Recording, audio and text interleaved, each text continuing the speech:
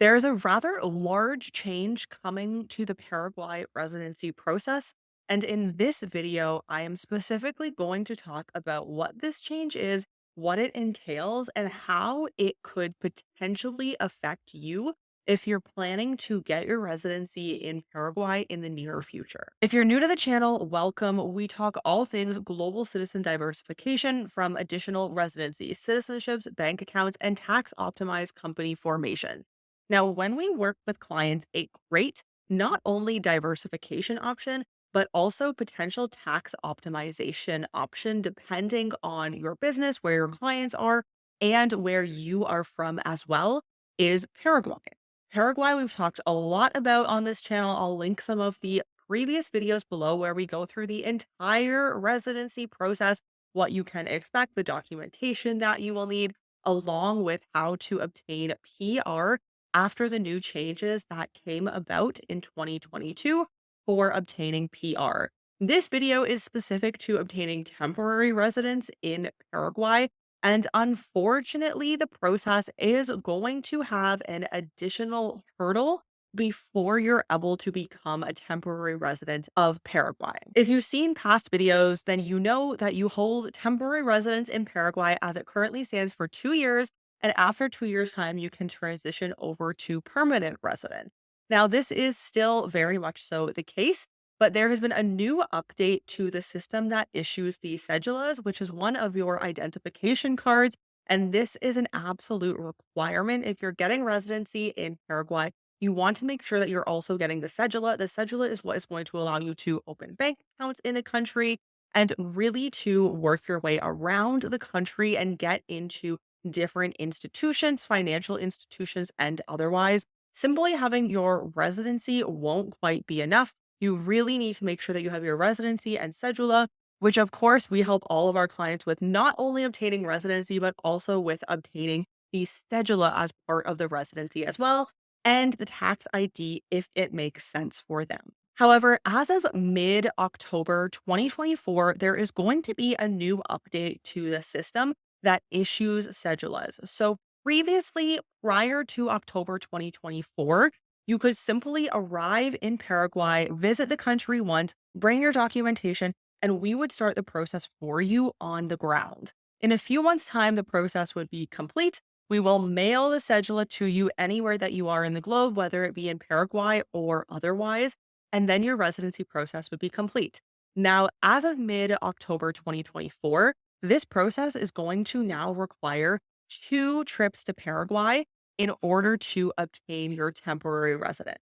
So you will first need to come to the country as it always has been. You will need to bring your documentation with you, and we will verify that all of the documentation that's apostilled is correct before actually arriving in the country, starting the process, and finding out that some of the documentation is incorrect or apostilled incorrectly. However, the new process going forward will mean that you need to come to Paraguay once to do the residency. And then once the residency is complete in 1 or 2 months' time, you will then need to come back to the country to process the cedula. Previously, that entire process could be done through the first visit, but now with the new government system, you are going to be required to come to the country twice in order to get both the residency and the cedula.